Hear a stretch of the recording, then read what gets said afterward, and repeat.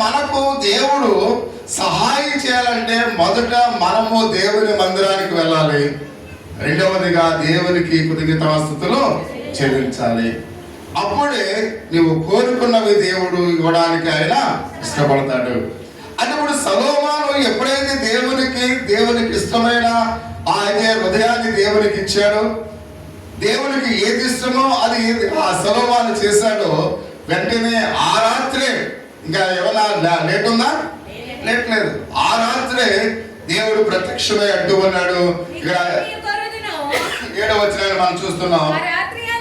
ఆ రాత్రి యందు సొలొమోనుకు ప్రత్యక్షమై, నేను నీకు ఏమి ఇవ్వగోరునో దాన్ని అడుగుమని సెలవిచ్చానికి మనం చూస్తూ ఉన్నాం.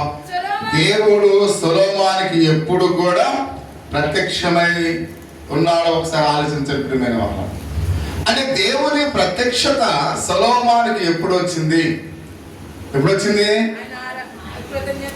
ఆయనకి కృతజ్ఞతాస్తుతులు చెల్లించినప్పుడు. మొదటగా ఆయన ఎక్కడికి వెళ్ళాడు? దేవుని మందిరానికి వెళ్ళాడు. అంటే ఈ ఉదయకాల సమయంలో నీవు కూడా దేవుని మందిరానికి వెళ్ళి దేవునికి కృతజ్ఞతాస్తుతులు చెల్లిస్తే దేవుడు నీతో కూడా మాట్లాడతాడు ప్రియమైన వాళ్ళ. కాబట్టి అందుకని ఎప్పుడో కాదు, ఈ రాత్రే దేవుడు నీతో మాట్లాడతాడు. నీకేం కావాలో అని ఆయన అడుగుతాడు. అంటే ఆయన నిన్ను ఈ రాత్రి ఏం కావాలో అని అడగాలంటే సొలొమోను చేసినట్లుగా నీవు కూడా దేవుని మందిరానికి రావాలి. దేవుని మందిరములో ఆయన చేసిన కార్యాలను బట్టి కృతజ్ఞతాస్తుతులు చెల్లించాలి అని పరిశుద్ధ గ్రంథంలో అయితే మనం చూస్తూ ఉన్నాం. సొలొమోను కోరికలు దేవుని కోరికలకు అనుగుణంగా ఉన్నప్పుడు ప్రియ సహోదరి సహోదరు, అతడు దేవుని ఆరాధించినట్లుగా మనం చూస్తూ ఉన్నాం. అంటే దేవుడు ఏమని మన నుండి కోరుకుంటూ ఉన్నాడో, దేవుడు మనము ఎలాంటి భక్తి మనలో ఉండాలని దేవుడు కోరుకుంటూ ఉన్నాడో, మనలో ఎటువంటి విశ్వాసం ఉండాలని దేవుడు కోరుకుంటున్నాడో దానికి అనుగుణంగా సొలొమోను నడుపుతున్న వాళ్ళు.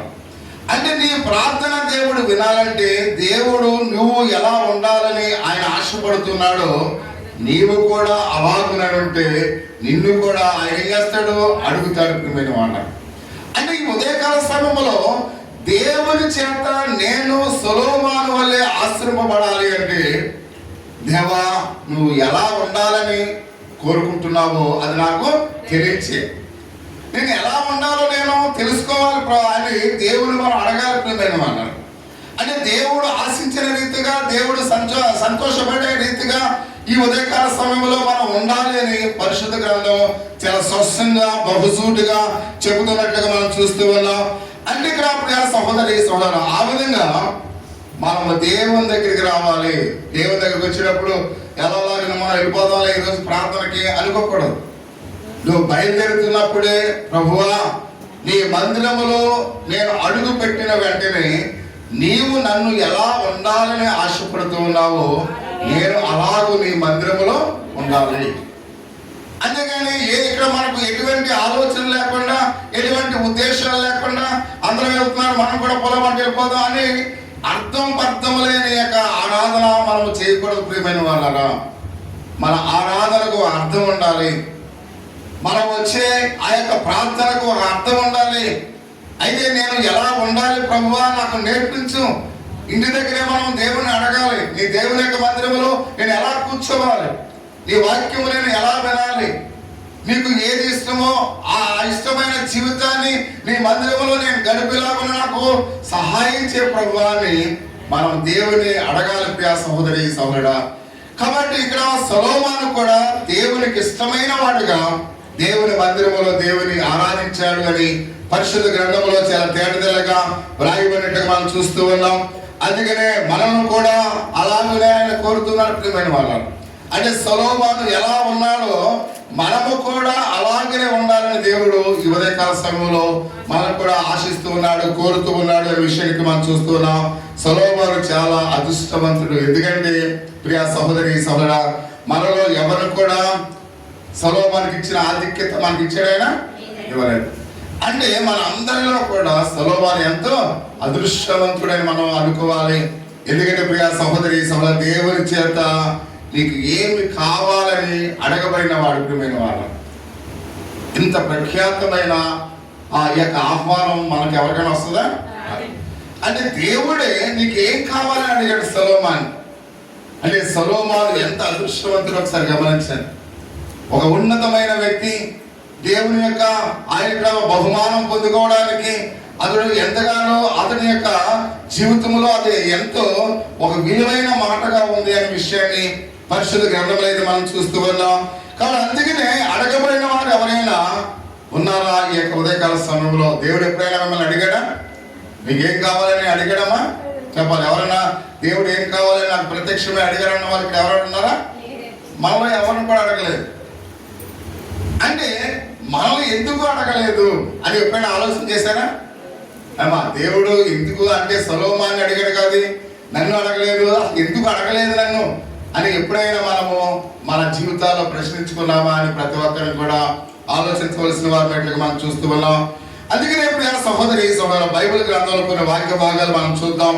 అందుకనే అంటూ ఉన్నాడు, మొదటి యోహాను పత్రిక 5వ అధ్యాయము 13వ వచనములో, ఆ దేవుని కుమారుని నామమందు విశ్వసించు మీరు నిత్య జీవము గలవారని తెలుసుకున్నట్లు నేను ఈ సంగతిలో మీకు రాయబడుచున్నానని మాట్లాడు. అంటే ఈ మాటలు ఎవరి కొరకు రాయబడ్డాయి?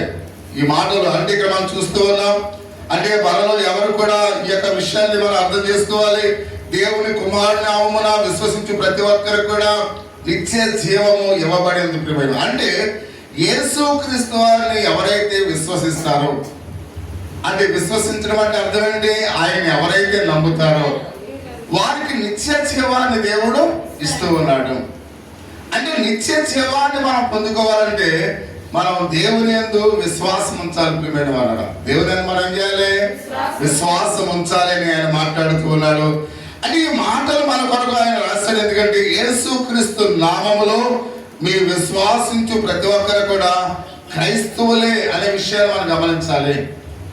అంటే ఎవరైతే దేవుని విశ్వసిస్తూ ఉన్నారో వారు ఏ కులానికి చెందిన వారైనా, కాబట్టి ఏ దేశానికి చెందిన వారైనా, కాబట్టి యేసుక్రీస్తు వారిని విశ్వసించు ప్రతి ఒక్కరు కూడా ఎవరు? క్రైస్తవులే. అంటే అక్కడ ఎవరైతే దేవుని విశ్వసిస్తున్నారో వాళ్ళందరూ కూడా క్రైస్తవులే. అయితే క్రైస్తవుడు అయిన తర్వాత నువ్వు ఏమి అడిగిన దేవుడు ఇస్తానని చెప్తున్నాడు. మీకు అర్థమవుతుందా? అంటే ఆయన యందు విశ్వాసించి ప్రతి వాడు కూడా ఏమి అడిగినా కూడా నేను ఇస్తామని చెప్తున్నా. ఈ మాట నేను చెప్పే మాట కదా, ఎవరు చెప్తున్నారు? ఇది ఆ ప్రభు అయిన దేవుడే ఈ మాట చెప్తూ ఉన్నాడు. అంటే ఇక్కడ మనం చూస్తున్నాం, సొలొమోను ఏమన్నాడు? నీకు ఏం కావాలో అడగమన్నాడు.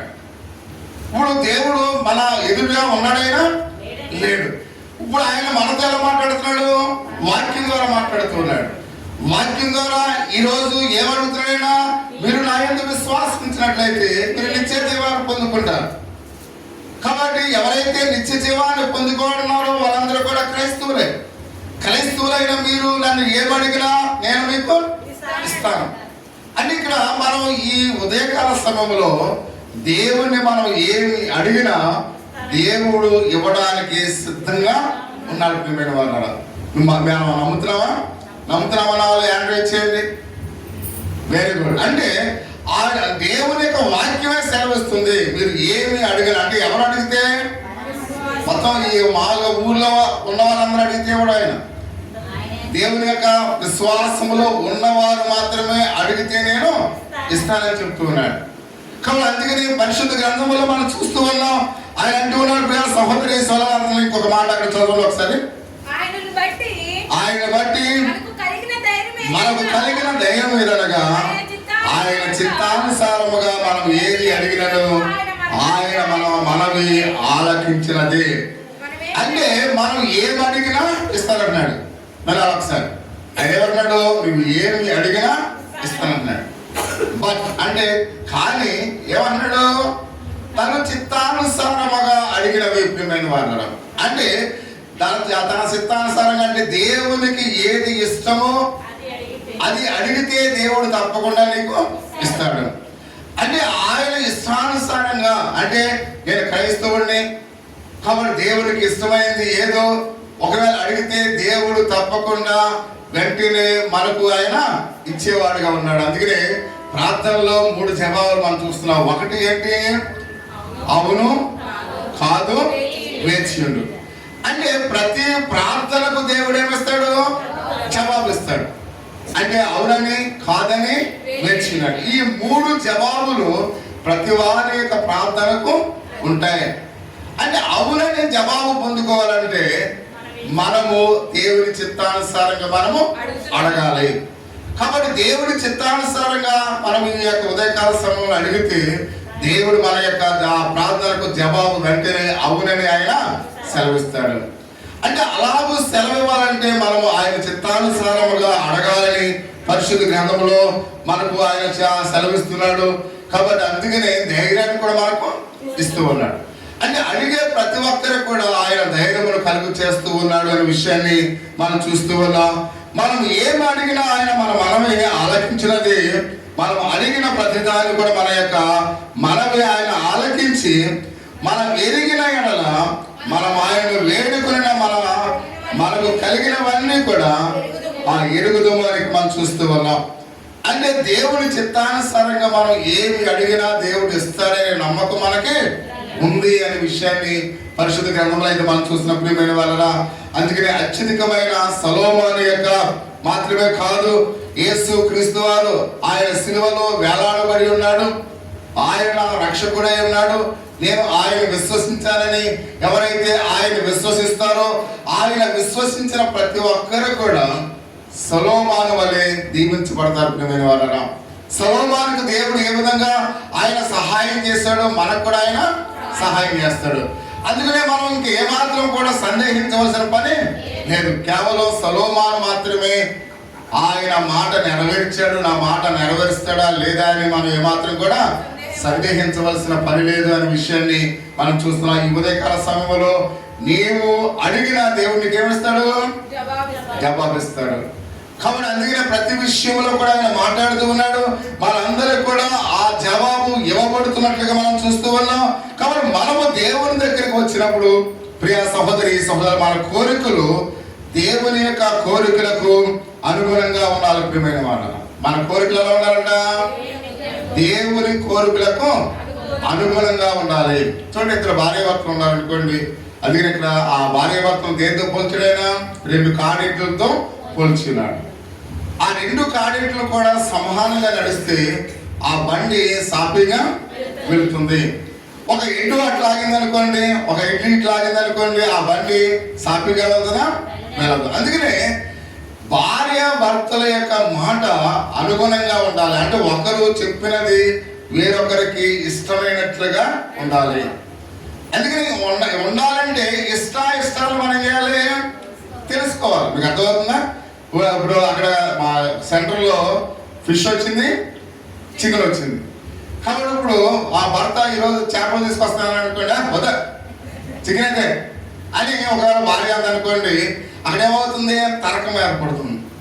కాబట్టి అందుకని ఇద్దరు కూడా మనసులో ఎరిగి ఉండాలి. నా భార్యకి ఏది ఇష్టం, కాబట్టి చికెన్ ఇష్టం కాబట్టి చికెన్ తెస్తానని చెప్పాలి. ఎందుకని? చికెన్ తెస్తే అలా తెచ్చిన వెంటనే అలా కడిగేసి వేసేవచ్చు. అదే చేపలు తెచ్చామనుకోండి, ఆ అరగంట పని, అవునా? అరగంట పని. కాబట్టి ఆదివారం చేపలు తెచ్చి అక్కడ ముందు పాటేసామనుకోండి, అవి తోమాలి, మళ్ళీ డేక్షాలు కడగాలి, ప్రార్థనకి వెళ్ళాలంటే చాలా పని. అందుకని ఎప్పుడైతే నువ్వు చికెన్ తెచ్చావో భార్య కూడా ఎంతో సంతోషం అవుతుంది. కాబట్టి ఇప్పుడు ఇద్దరు మనసులు ఎలా ఉన్నాయి? ఒక్కటై ఉన్నాయి. ప్రియమైన వాళ్ళు, అక్కడ ఏమైనా పోట్లాట ఉంటుందా? ఉండదు. కాబట్టి అందుకని ఎప్పుడు కూడా కాబట్టి భార్య మనస్సు ఎరిగిన వాడిగా భర్త ఉండాలి, భర్త మనస్సు ఎరిగిన వాడిగా భార్య ఉండాలి. అప్పుడు అక్కడ ఎటువంటి గొడవ అనేది ఉండదు. ప్రియమైన వాడు, అలాగే మనము కూడా దేవుని సన్నిధానంలో దేవుని చేత దీవించబడాలంటే, దేవుడు మనవి వినాలంటే అసలు దేవుడు నాలో ఏది ఇష్టపడుతూ ఉన్నాడు, నేను ఏది మాట్లాడితే దేవునికి ఇష్టం అంటే దేవునికి ఇష్టమైనది మనము అడిగినట్లయితే దేవుడు వెంటనే ఏం చేస్తాడు? ఇస్తాడు. ప్రియమైన వారు, కాబట్టి అందుకనే ప్రతి విషయంలో కూడా దేవుని మందిరములో మన యొక్క ఆలోచన, మన గుణము ఆయన గుణముతో సరిపోవాలి. ప్రియమైన వారు, ప్రతి విషయంలో కూడా నేను ఏది